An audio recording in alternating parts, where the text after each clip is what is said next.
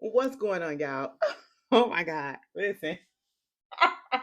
I told y'all I was gonna come back and do this like little talk about grotesquerie. But you know what? I just been thrown off. And you know I don't have no sense. Girl, why did I just find out that my future baby mama is in a whole nother situation shit with a whole nother nigga, and I just feel some type of way. Like, girl, you supposed to pop out with a not with another nigga. I know you put out a song saying "Dick at Night," but jeez, girl.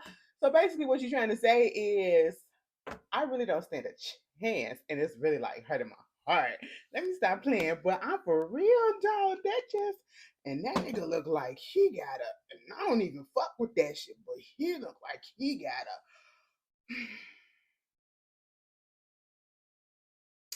All the best to Victoria. Anyway, who the fuck is this nigga? Like what? Oh, I like y'all eaters threw me off. Y'all should already know. But anyway, moving on from that. So we are here to talk about grotesquerie. Okay, this is and mind you, look at my shirt. It says "treat her right," and you get it. Eat her right. Oh my god. Like, ugh. Anyway, moving on. Let me tell you something. Amazon, you know, Jeff Bezos, you may be one of the devils out here. Okay, I'm just saying. You know, that's what the people say. But honestly, I don't know what this says about my moral compass, what to say about my moral compass. But one thing about it, two things for sure. I don't think I can give up Amazon because, girl, I be finding any. I found this on Amazon. First of all, I saw it on TikTok Shop. Okay, just let me put that out there. I saw it on TikTok Shop, and you know, sometimes on TikTok Shop, them sizes only go to like 2X. Girl, I'm not a 2X. Okay, give me another one. You know, give me maybe four. You know what I'm saying? I could put that out there. You know, so I went on the Amazon. And I said, let me see if this was on the Amazon, and it was on the Amazon. And I was like, you know what? I gotta get it. I got a whole bunch of stuff off of Amazon, and it's just like it's addictive. You know, Jeff Bezos, you all right. All right. Anyway, grotesquerie. Let's just get into it, okay? You know, I could have did this review by review, but I didn't know when the movie, or I should say the show was coming back on. And I didn't know what it was gonna be truly about. But it's Ryan Murphy, so I already knew it's gonna be something twisted. And it's not American Horror Story. It's not in conjunction with American Horror Story. Because I seen somebody had asked, American Horror Story grotesquerie, and it's not. It's not. It's literally a whole different series. I don't know by the way that they're doing it. It's 6 episodes, right? And I thought, speaking of American Horror Stories, American Horror Stories, AHS Stories, Halloween's. I thought that was supposed to come back. I thought that was supposed to come back this past week again, or last week or whatever.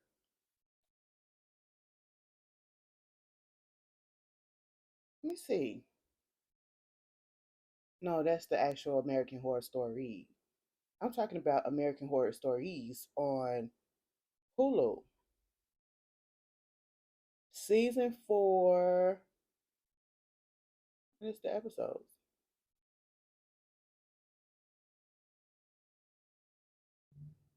I mean, part 1. I don't know. I don't know.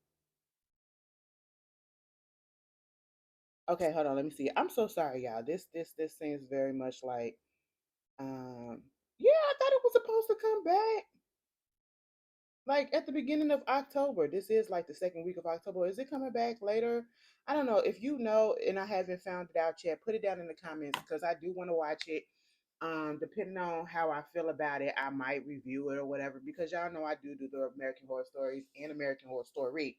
But anyway, moving on from that, we here for Grotesquerie, okay? Grotesquerie really what piqued my interest about this was because Niecy Nash is in it. You know, I love me anything that Niecy Nash in, okay? Um, that's my fellow, that's the G right there. You know what I'm saying? We got a lot of stuff in common and everything, and I just love her. And then you got Raven Goodwin in there, and then you also had Travis Kelsey up in there. I said, what is he about to do? Girl, anyway. So did you get grandma and grandpa? My grandparents' anniversary is coming up. Oh, anyway. Ooh, let me go shop and find them something, okay? But anyway, yeah, so you got those two people in there. You also have Courtney B. Vance, all right. So you have Niecy Nash, she is the main character of this show, and her character name is Lois, right? And then she is a detective. She is an alcoholic, all right. And I would say for the most part she's functioning, but I don't think so. I will say about 85% of the time she's a functioning alcoholic, right? But that other 15%, she'll have those moments where she'll let that alcoholism just seep right through, and you can tell that she's drunk as all heck. When it's starting off with her just basically waking up in the bed or waking up on the floor, I don't know how y'all do it. Okay, I really don't know how y'all do it. Some of y'all be going to sleep with stuff on y'all beds. I can't do that. My sister would do some stuff like that. Like she'll have some clothes at the end of her bed or on the side of her bed, and she sleep on the other side. Girl, put that stuff up, okay? I need the whole bed because if I turn over, girl, I want to spread out, and I don't want to be. I want to be even. That just bothers me. But she waking up on the floor because she done drunk. At one point, she done went to the work and she was drunk, but she was solving them cases. Okay, she was on it.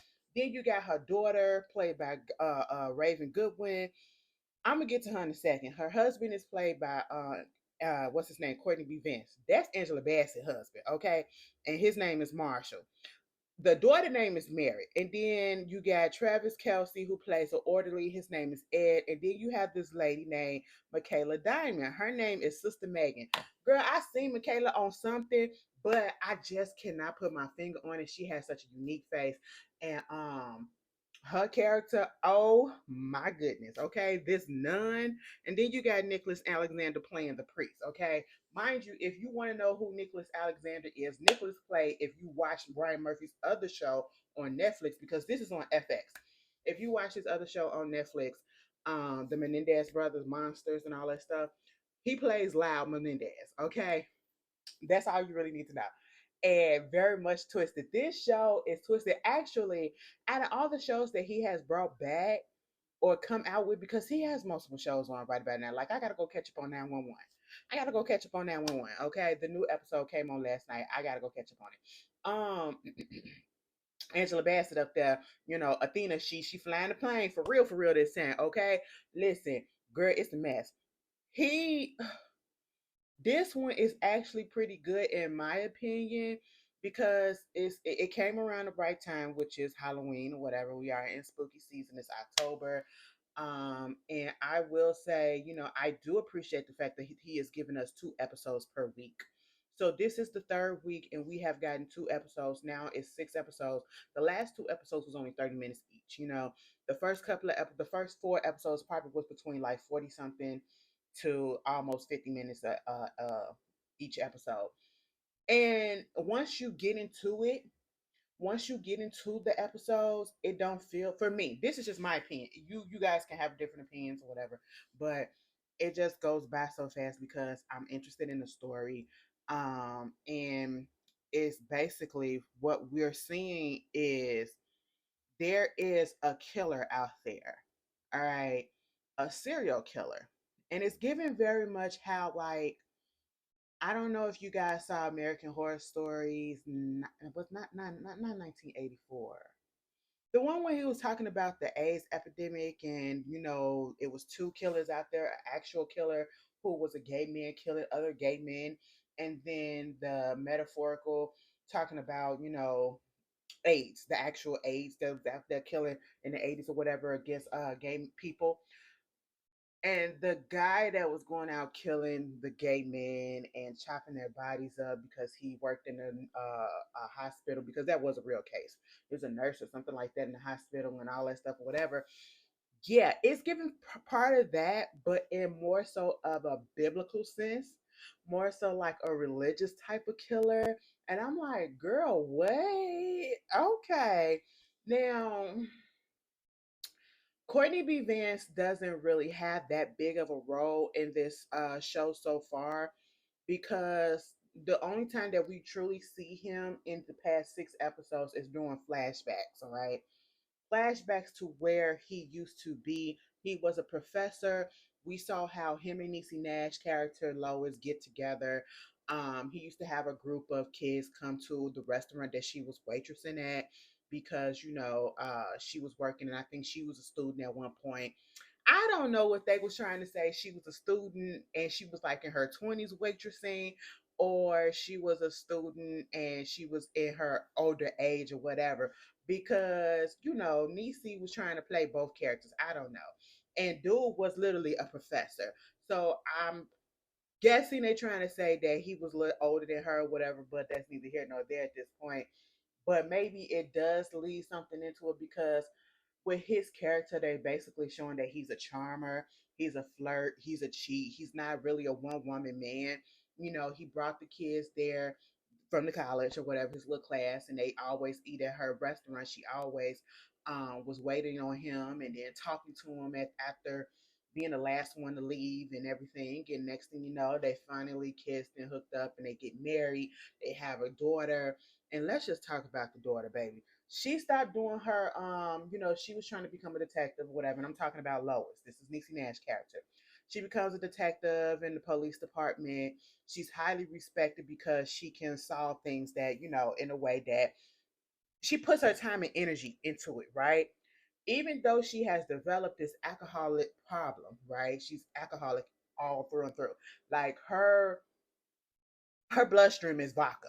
Okay, you can't tell me no different. She don't bleed blood, she bleed vodka. And so you got that going on, right? And it's like the alcohol, they if you hear anything, they vacuum outside the hallways. It's like her being drunk or having alcohol in her system of any kind helps her get to where she needs to go when it comes to trying to solve these cases. But in the same way, it's like in her mind it's her superpower, but she is one of those detectives and one of those people on law enforcement that actually care about the people in the community for the most part, because we get to see that during one particular part which blew me. And she was drunk as hell when she said all this, and I said, damn, like, I get it, you ain't supposed to be drinking on the job, but after she done did that, even though she showed up to that crime scene drunk as hell, she told they asses off. She told them off. All right. She was like, you don't know who this is. You don't know who that is. This is so and so and so and so. When I remember when they did this and did this. And then I remember that because she had that butterfly tattoo. And then this one and this one and that. I said, oh, girl, drunk or not, she pays attention to detail because it's showing that she actually gives a damn about the people in the community, whether they are, you know, regular folks, uh, unhoused people, addicts or whatever. She cares and she remembers. At least that's what it makes it seem like, And her crutch again is the alcohol, right? She tried to not drink the alcohol, but then she was like, "Girl, fuck that, give me that drink, give me that drink." Okay, and then again, you got her daughter. Her daughter bothers me so much. Married character, I just want to understand what is the purpose of it. Like how many episodes, more episodes we getting, because they do, like I said, it's a killer out there. We'll get to the killer in a second. But it's a killer out there, and then I'm like, I get that you're trying to show the family life or whatever, but at this point, her daughter seems like a meaningless character to me because we don't need to focus on her. And I love me some Raven Goodwin, but baby, I'm gonna tell you this: I'm a big girl. I'm a big girl. Y'all know me, okay? And if you don't, I'm a big girl. If you can tell, I'm working on my weight and all that stuff. I always say that because I am. That's true. Um, you'll never get me. I'm telling you this. If I ever get a role on a TV show or a movie or whatever, one thing about it, two things for sure, you'll always get me covered up. That's why y'all see me. I I'm insecure. I'm not even gonna hold y'all. I'm insecure about certain parts of my body. Okay. I got turkey wings. I got turkey wings. You know what I'm saying? You will not see, if I do, girl, you're not gonna see all of it, okay? Because they flap they flap, and especially now that I'm losing weight, they flapping a little bit more. Okay, you know what I'm saying? So everything loosening up, and I say that for a reason because Mary gets her ass up on here, and Mary be having on all these little tiny stuff, sitting there with her belly out, arms just out, and just eating. Girl, I said, girl, you don't put that goddamn shit down. And I don't know if it's internal, fat phobia, whatever you want to call it. It just bothers me a little bit because, and especially now, like you see a whole bunch, and I don't know what it is and why is this happening. And maybe this is a little bit internalized fat phobia. I have no idea. And if it is, I'm calling myself out on it. But I do get secondhand embarrassment sometimes when I see bigger people putting themselves out there doing these mukbangs. And it's not just regular mukbangs, they do so much. Okay, you're sitting there eating like piles of food and you're allowing yourself to get bigger. You're allowing yourself or subjecting yourself on purpose to the ruthlessness of people on the internet who are literally in the comments just calling you a gluttonous, and saying you're gonna die soon and you're killing yourself and you're this and you're that and just making all these horrible jokes. And I get secondhand embarrassed. I'm not gonna sit here and lie. That is something that I have been dealing with and I've been trying to toil. Like, is that internalized fat phobia to a certain extent? Because I just feel like, why would you put yourself out there like that? And I know people do a lot of stuff for views and a lot of stuff for money or whatever, but I'm like, is that really worth your mental health? Because I know you read the comments, or you probably put the stuff up knowing that people gonna say it and don't read the comments because people are gonna look and see you devouring so much stuff, but it's bringing you into. I couldn't do it. Somebody suggested that I eat on. I no, I'm not finna subject myself to that because I know mentally I can't handle that. I cannot handle that. And then you got Mary on here. She's intentionally eating everything. When she sat there and ate that turducken that her mama made, a homemade turducken, and her mama was just sitting there looking at her, and she has no shame because her whole thing is she's trying to get big. She is literally trying to get big so that she can get on some type of reality show or whatever. And I'm like, what is it? My 600 pounds life? Girl, it sounds very fat phobic the way that I'm coming off. Sound. I don't know. I hear it, but this is what it's given. And I'm so sorry for those that may be offended or whatever. But if you watch it, you understand what I'm saying. And if you've been watching TikTok and, Instagram, you see what I'm talking about. And it hurts me because I don't, as a fellow big person, I know what it's like to have somebody talk about your weight. It's like I know what I am or whatever, but you don't need to point it out as if I don't know. And then you're intentionally putting yourself out there, and that's literally what she's doing. And then she's sitting there with these extra tiny clothes on to like put the emphasis on the fact that she's a bigger. I said, who wrote this in the script? And Raven, why you take this? Is it because it was Ryan Murphy and you get to work with Niecy Nash? I mean, I get it, but oh girl, it was just bothering me a little bit. I said, what the hell is you doing? What is this reality show that you are trying to get on? Like, it showed like the biggest loser, because that ain't going on at the time. I said, what is happening?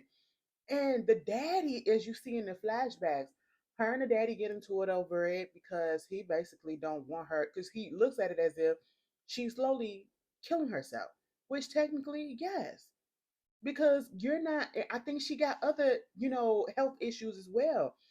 And that's one thing else that I can't stand about this too when it comes to the people, the big people eating on camera and stuff.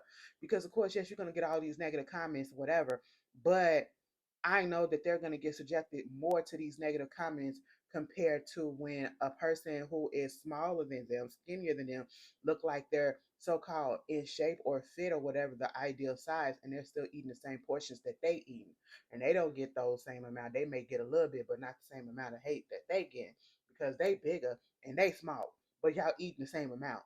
Girl, it's crazy. And so the daddy got a problem with it. The daddy got a problem with it. And I would too, because you are intentionally doing this for what?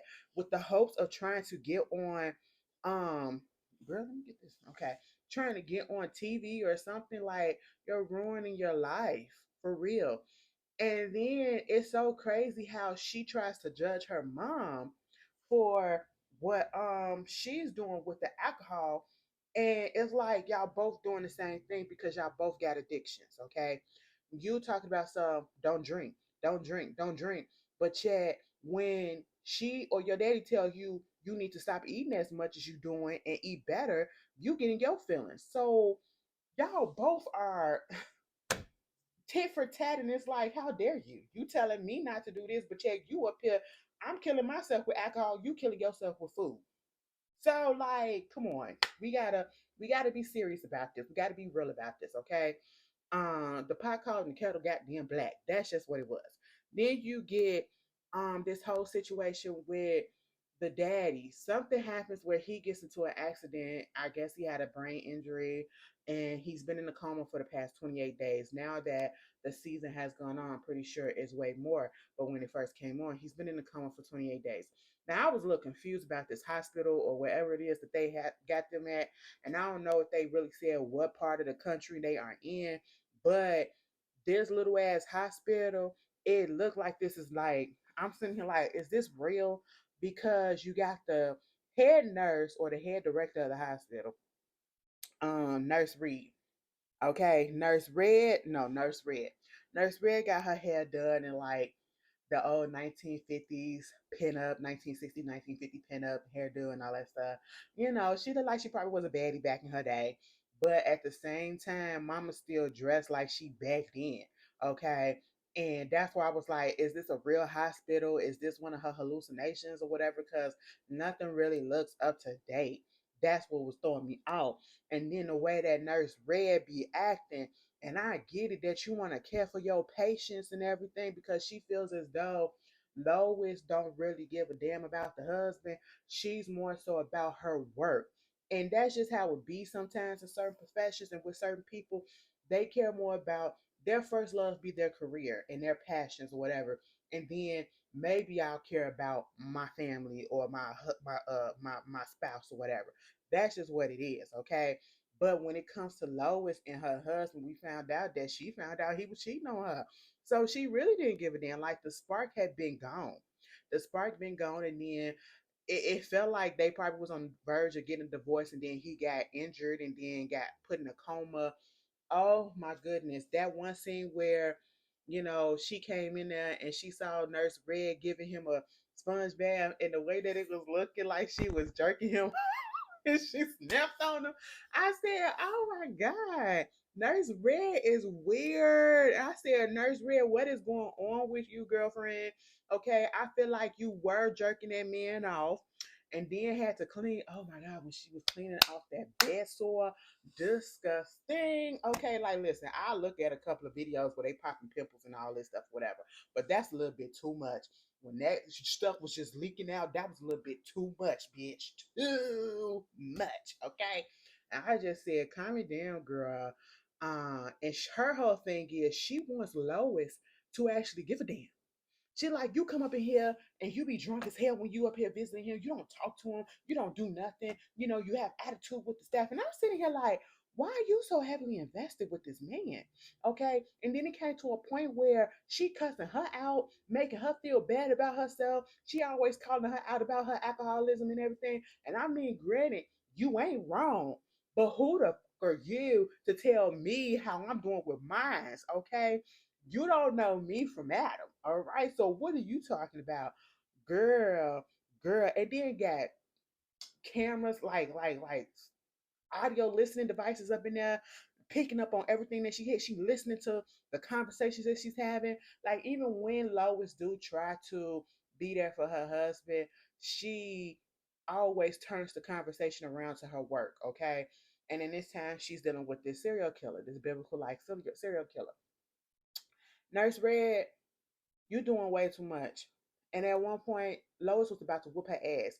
And she was like, I got all these security up in here. They'll come in here and they'll take your ass out before you even lay a hand on me. Okay, because we're not finna do that. And I said, Nurse Riz, what is your problem? You a little bit too close, and then you tried to had the nerve to try to say, bitch, you need to go ahead and sign over power of attorney to me over your husband. Okay, because you don't really give a damn. You care more so about your work or whatever. I'm the one that's out. Girl, you look like I'm losing a little something.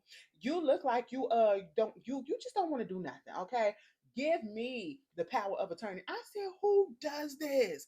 And where is her boss? And how come Niecy ain't, or I should say Lois ain't talked to the boss yet, the big boss, okay? And I said, you know what? Big boss, big heartbroken. I'm just so heartbroken, Victoria. Why would you do that? But anyway, so I'm just like, girl, what is happening? She's overstepping way too much. And I just didn't like the way this white woman was talking to this black woman like that. That's also was giving me something. I said, what is going on? And she was basically like, either you sign over power of attorney, or I will tell your people at your job that you up here being an alcoholic, and it'll get your ass fired. And I'm sitting here like, her job already knows she's an alcoholic. You can't threaten her with something that the people already know and they see firsthand. Girl, what? You're doing way too much. You're doing way too much. And I was just like, Miss Red got to get knocked down a peg of three, okay? Because she is pissing me off. And then we get to the understanding as the reason why Miss Red is so close to the situation and acting like this. On that last episode, when she came over there to Lois' house offering a peace offering, baby, you just cussed me out, called me an alcoholic, tried to threaten me and give me an ultimatum to sign over my rights to my husband to you, or else you was gonna try to get my ass fired. And you want to come over to my house with a bottle of alcohol, bottle of vodka that you got from your trip when you went to Europe. Okay, Russia with the finest of the finest potatoes. Okay, and I said, Now when she said that and she came over, and then you come over at night while she sit there trying to do this little case or whatever. Girl, let me tell you something. I said, Lois, don't drink that alcohol. And if you gonna drink that alcohol, you better make sure she drink it first and make sure she drink at least the first couple of cups of it. Because I was like, damn, I don't trust Miss Red. Nurse Red probably got something up in there, and that alcohol probably poison. But they both sat there and drank that shit. Well, Miss Red sat there and she told her, well, let me just tell you this, girl. The reason why I've been so hard on you is because I actually know Marshall prior to him getting up in here. And she was like, what? Explain. Well, she ain't really say nothing. And this the thing. Lois has this way of looking like she really don't give a damn, but she do give a damn. And so she just let her talk. Basically, Nurse Red said life wasn't going the way that she thought it would. She was a little bored. So she wound up taking a seminar at this school. And it just so happens to be Marshall, who is Lois' husband, who is in the bed comatose. Okay. And she said, I'm listening to what he's saying, and I just got so intrigued that I wound up taking it again. And she was just taking it the whole summer course and all that, or the whole semester course, whatever. And she's just sitting there, and she's looking out of place, if you ask me, because of the way that she dressed. She dressed like she's in the 1950s, like a 1950 housewife to me. But she was so enamored with him and all the things that he was saying, and I said, typical. Typical. And if you understand, if you know what I'm saying. Black man, white woman. Okay, cool. I was just like, oh, all right. And he was getting it in too. Like you could tell like he's a charmer. I want Courtney B. Vance to put his mustache and his beard back. Why did they shave his face like that?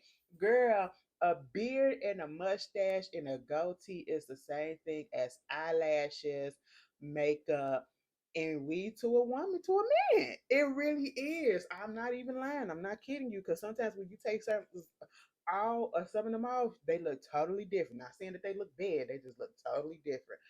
And he looked totally different. He looked older without it. And I was just like, I don't know if y'all was trying to make him look older or if y'all was trying to make him look younger, but I don't know. It just didn't really work. But either way, she was enamored. Okay. And they was flirting. They was going out. He crying to her at the bar about his family and about how basically Lois don't really want him. His daughter eating herself to an early grave and all this stuff. You crying on another bitch's shoulder. And you got the nerve, Miss Nurse, to come over there to her house and to tell her this and to try to break bread. And then Lois was like, oh, okay. Gave her a drink and all this stuff. And then Miss Red said, girl, I really thought that you was probably going to try to whoop my ass or knock my head off or whatever. And she said, girl, get up. Come on, let me just. And she held out her hand and she said, you know what, if you don't get, and next thing you know, she had a little peace shooter. She said, bitch, if you don't get the fuck up out of my house, and she said it in the calmest of ways. Nurse Red, like, let me tell you something. It's one thing when a person tell you off and they so aggressive and they so loud and they screaming and they hollering and all that stuff. But it's another thing. That's when you need to be scared. Is when they doing that shit in a calm voice. Oh, they pissed. And ain't no telling what they can do. They gonna do some damage. So I need you to get the hell up out of there. I said, Nurse Red, I mean, I know you had to get that off your chest. But did you really think that this was a good time when she in the midst of doing all the stuff that she got to do, girl? And next thing you know, we see Nurse Red back up at the hospital, and she in the bed with Marshall. I said, girl, that lady was about to kill your ass, and you still back there. I mean, technically speaking, I feel like it's a pride thing when it comes to Lois, because Lois don't really want that man no more. Okay, and in all honesty, Lois probably think that that man is a goddamn burden to her. She don't give a damn. And you know that's why she let the hospital do what they do with him. But at the same time, it's the fact that Nurse Red kind of calls her out on her stuff and the way that she be acting towards her. So therefore, that's why she don't fuck with Nurse Red, and I get it. Any other time, she probably would have been like, "Bitch, take them," you know. But let's get down to what this is all about, okay? Like I said, Lois is this detective on the police force, right? And it feels like she's the most seasoned detective there. And they have these kill. It's a serial killer that's going out, and it's called Grotesquerie because it's basically the way that the killings are happening. The killer is literally going after random people that we think. Because at first I'm like, what is the real connection to all of these killings, you know? And it's the way that during each killing, that body is being staged. So when we first see it, I think it's like in the first episode, and each and every time we get to a crime scene, you see the people like the forensic people out there, the other cops that comes on the scene, they're literally like ashen. Their face is just like, oh my goodness, this is so horrible. I have never seen anything like this. They're throwing up and everything. They're like just so taken aback by what they seeing, right? And the first one that we saw was a family who literally was tied to the chair and basically made to suffocate and watch their the father of the family, the head of the family, get chopped up, the head get chopped off, get tortured and all that stuff. And they're tortured and everything. It's crazy. And they had them sitting at the table, mouth open because they literally suffocated with stuff coming out their mouth, their legs and stuff and bodies just tied up to the chairs and everything as if they were sitting there for to eat dinner because they were about to eat dinner, and then this random person come in and then just start torturing them. Okay, leaving this gunk behind and all this stuff, and then that's when we get introduced to the nun, Megan, Miss Mother Meg or Sister Megan, I should say. She comes in, and her character is like this nun who is very much into gross crime scenes. Okay, she's into all of this type of stuff and she writes about it. So she has a column in the newspaper. And so you have that going on. And plus, you also have a priest. Like I said, the father. He used to be in the world. Okay, and I think he was like a fitness trainer or whatever because he's very fit and he's very athletic or whatever. And then all of a sudden he stopped doing that. He went to seminary school, theological school, or whatever. He became a priest. So now he's like, you know, when it comes to priests, they're not supposed to have sex. They're supposed to be, you know, what is it? Celibate, all of that stuff, whatever. They give their life to God and all that.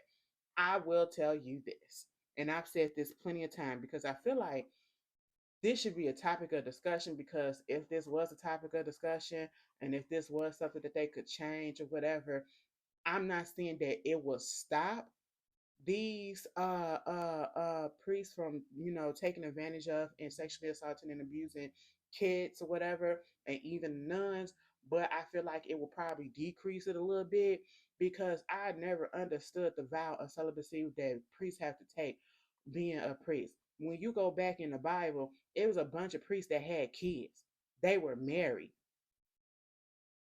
Where did that come from? I need somebody who is in the Catholic faith to tell me where did that. I can Google it too, but I still want to see y'all version of it. Where did that come from? Because that has never made sense to me. You know,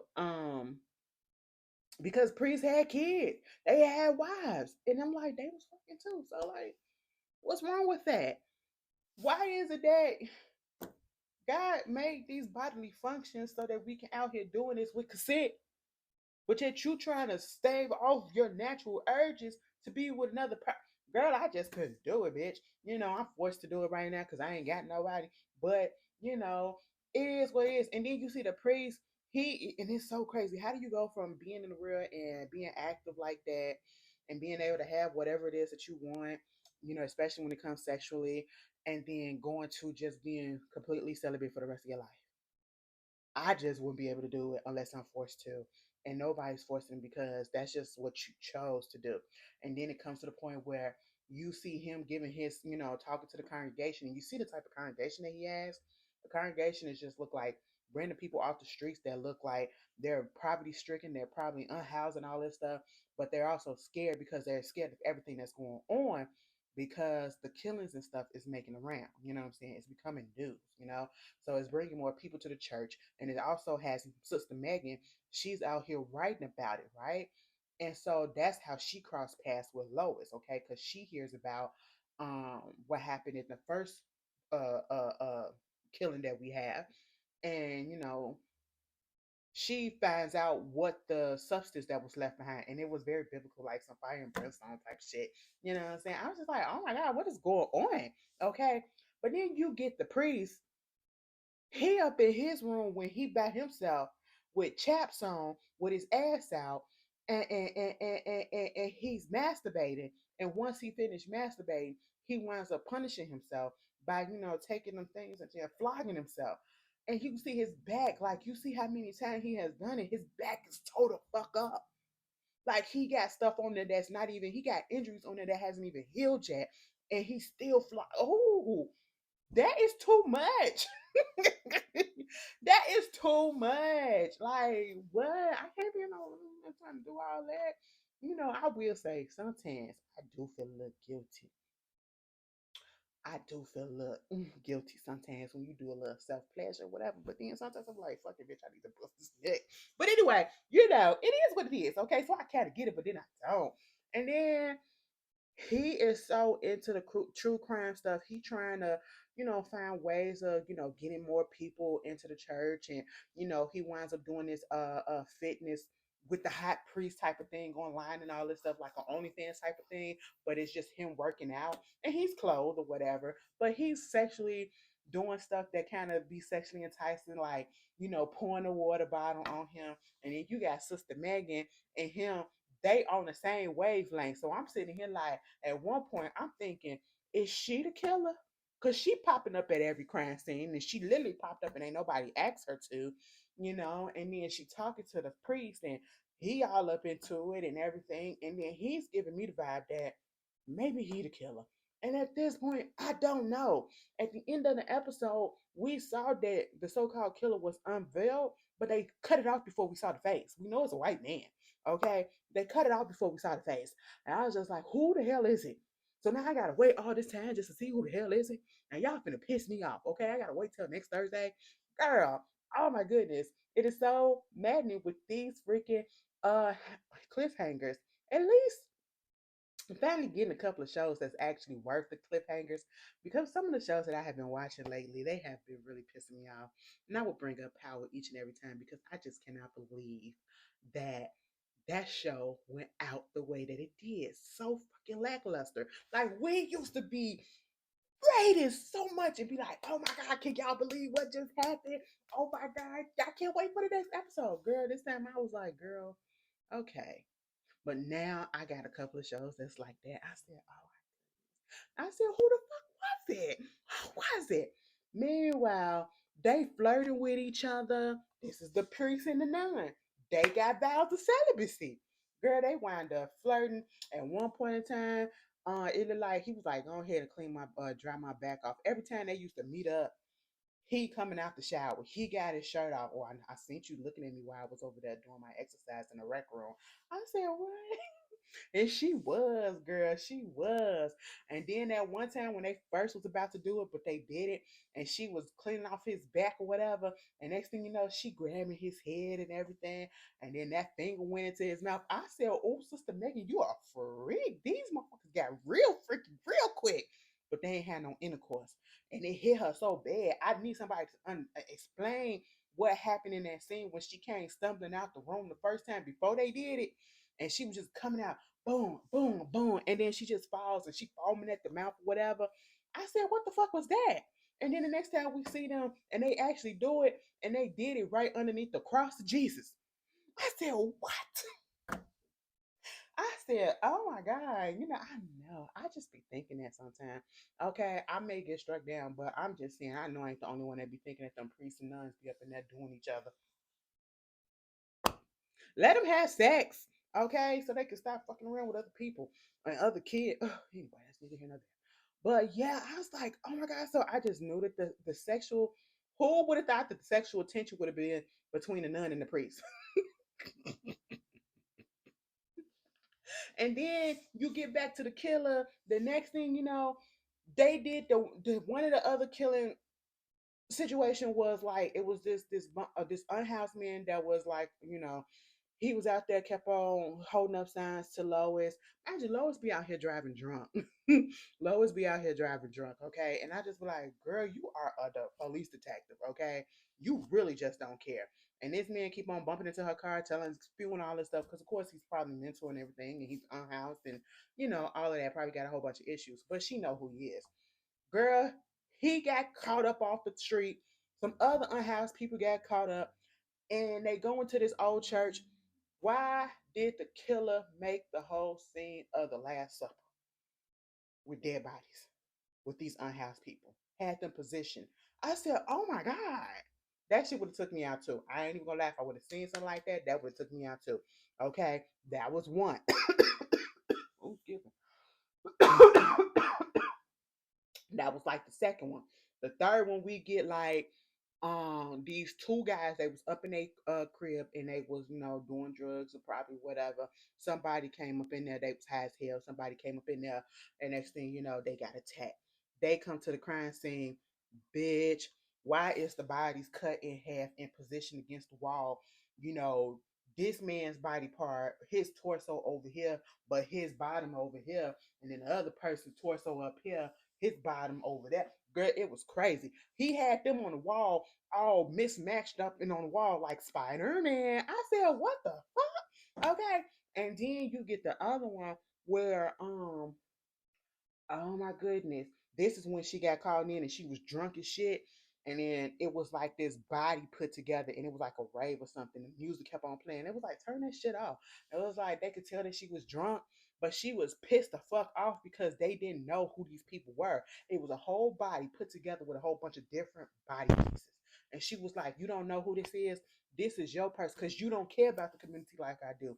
And this is this case. This is this case. This body part go to this person. Mind you, she had all of this in her brain and she was drunk as shit. She was drunk as shit. I said, oh, she was paying attention to details each and every time. And they was about to kick her off the case, but they knew that they couldn't because she knew what she was doing and they needed her. They needed her. But mama, you need to sober the fuck up. Okay. And at one point she got into a car accident. Travis Kelsey character Ed. Let me tell you something, Travis. You stick to playing football.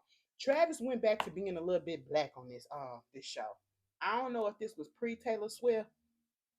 And when he was transitioning from Kayla Nicole to Taylor Swift, or transitioning from Kayla Nicole to being a little bit single, and he still had a little bit of blackness to him, that essence, because let me tell you something. Soon as that goatee, that beard and the goatee and all that stuff left him, and he got the 1970 porn stash, that he turned back into that white man that he is when he got with Taylor Swift. I said revert back to this one. This is the Travis Kelsey that I like. Okay. You're relatable, okay? You look like you know a little something. You know what I'm saying? You look trustworthy.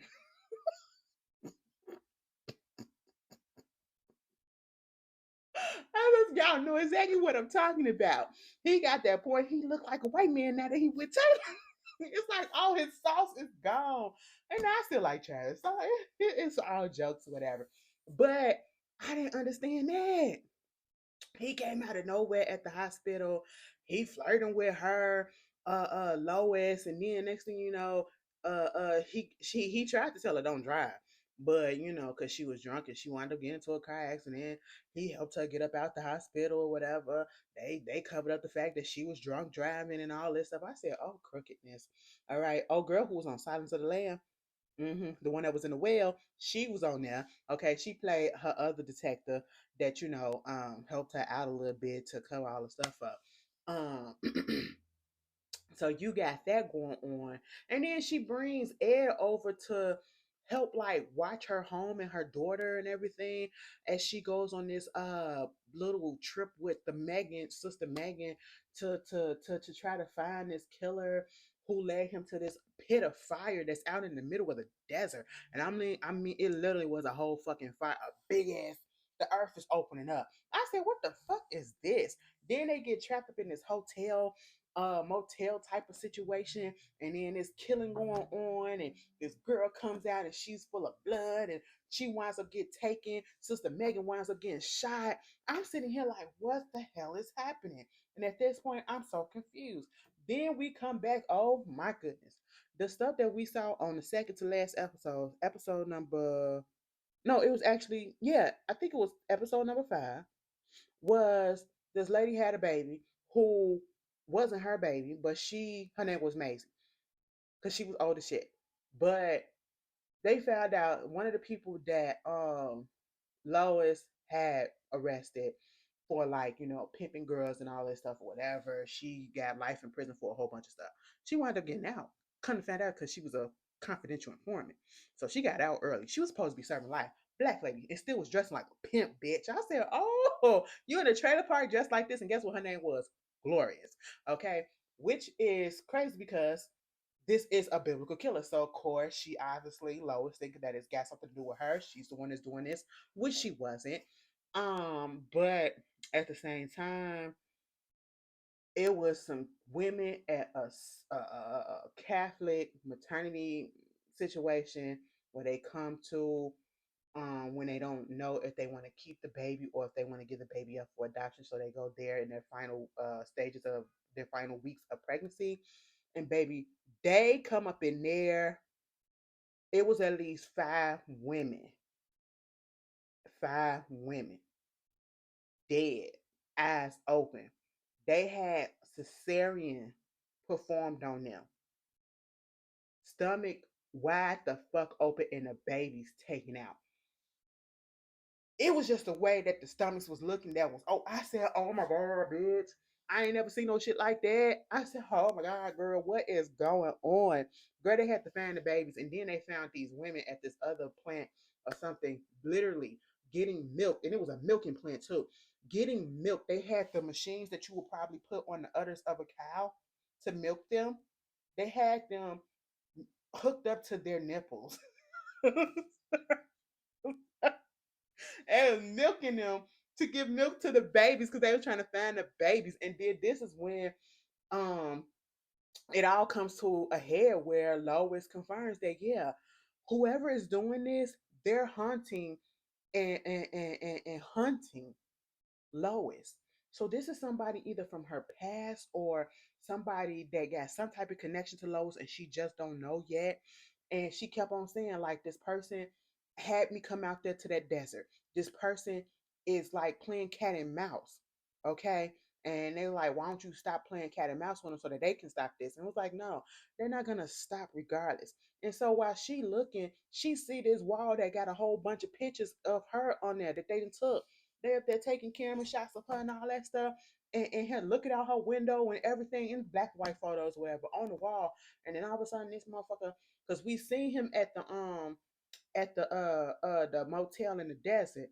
Now when that man was shooting at them or whatever, that man, this other car come pours up, he gets out in all black and he just goes over there get that woman who was in all the bloodiness. and it was like the bullets was like either missing him or they was bouncing off of him, not penetrating him or nothing. And I'm saying, are you trying to say that this is like a spiritual entity or whatever, and he is invincible, he can't get harmed? Because he just walked so casually and got that gun and then walked away and drove off. And then you pop up, the same person who had on all black and them blue surgical gloves on, comes up behind Lois, put a knife through her throat. Mind you, the whole bunch of police is there all too. And I'm like, they didn't see this person pop up. And she winds up realizing something is going on. Like, oh my God, something is in my throat. And she turns around and she shoots the person. The person falls back. And we see that they had this black mask on. She pulls it off and it goes off. Now I'm sitting here thinking, did she really shoot the right person? Or did she wind up hallucinating or thinking that it was possibly somebody that was in danger and it was one of the police that was there that she wound up shooting? I hope it is not a twist like that, because then I'm gonna be like, God damn, that'd be good. But then it's gonna be like, oh, they really finna get her up out of there. They really finna get her up out of there. Oh man, I like this show. I do. I do. I don't know how they will make it. I got to see how. Let me see how many episodes they're gonna have of this.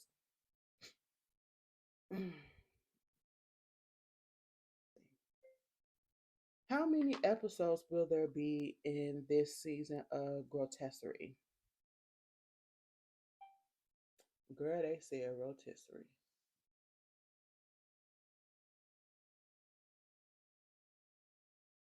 Grotesque.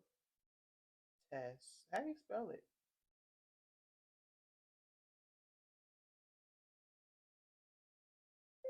Grotesque.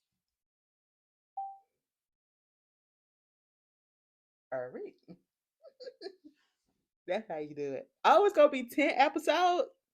It's gonna be 10 episodes, and we only on episode 6. Okay, so we got 2 more weeks. If they're gonna be doing 2 episodes a week, we got 2 more weeks. Oh wow!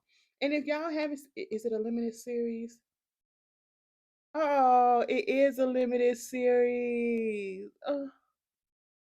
Well, if you see how it's being played out, you could tell it can be a limited series, or depending on how you could tell if they, because then that means they would have to do it each. I can't stand a limited series. I think that's a fucking waste if you ask me. Especially when it's good enough to go on, you can make it like an anthology. You know what I'm saying? Like, don't put all your time and effort into something that's only gonna be one season.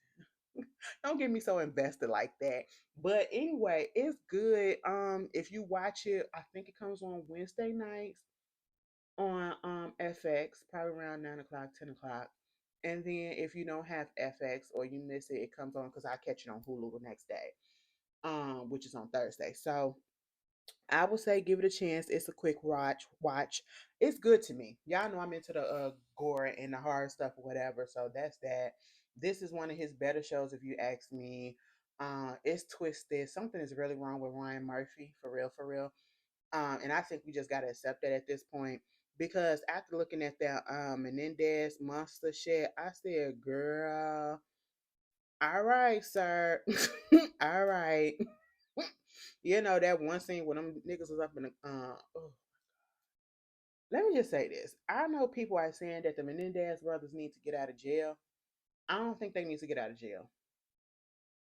I mean, I get it that they got time served or whatever, but they did kill somebody. They premeditatedly planned to kill their parent. So if it was a crime of passion, you know what I'm saying, they saw red and it just happened, they didn't plan on it, I could see them getting out of jail. You know what I'm saying? But this was premeditated. They planned this out. So therefore, they need to stay in jail. Okay? They need to stay in prison for that. But at the same time, do I feel like I understand, going back and looking at a lot of the stuff that happened and how, it came off like they made a whole bunch of missteps that put themselves in a negative light with everybody else, the public. Your parents pass away or you kill them, and the next thing you know, you're worrying about, the money. And that's why everybody was thinking that money was the motive, the reason why you killed them, because you're rich and then you want their money and then you get their money and, the will, and you going off getting places here and places there and spending money on cars and jewelry and trips and stuff like that. I kill somebody. I'm sorry. and I get money from, I'm not finna be making myself so known. Okay, I'm going into hiding. I'm going into hiding. And the fact that um um oh my god, what was the younger brother? Is his name Andrew? Eric. The fact that Eric was overseas when they caught that bitch, I would have never came home. I'm sorry. I would have never came home. Girl, I am gone. Okay. Let me go to another country before my passport get called and they say I can't travel nowhere unless I'm gonna be extradited. I would never have came back to the United States of these Americas. Okay. No, I would not have. But yeah, that's what caught them up. And that's what really got the people thinking that they did this for the money aspect of it before they put out there that the sexual abuse was going on. And I'm probably one of the majority. The minority that believed that the sexual abuse was happening and everything that they said was happening. Even though it do look like they was trying to make it as a defense and they was trying to, use it to soften or whatever. I do feel like some version of that happened, and I do believe that the father was a monster in the sense, and I do believe that the mama knew what was going on, and because she was accustomed to the lifestyle that she was in, and she was so head over heels for her husband, regardless of the fact of how he probably was treating her, that she turned a blind eye to it because there's a lot of people even till this day who still do the same thing. They know that their spouses ain't shit, and they know that they be doing stuff to kids and doing stuff to other people, but they will still stay. They will still stay, and we see it so many times. Or they'll find out and I hate it that we got women out here, and I have to say this, or anybody else who knows that somebody is doing something to their child, and because they want to keep a man so bad, they will just believe the man over their child and stay with the man, you know, and make it seem like, oh, you trying to come on to my husband. Baby, I am 7 years old. What are you talking about? What are you talking about? We got people with those type of mentalities still to this day.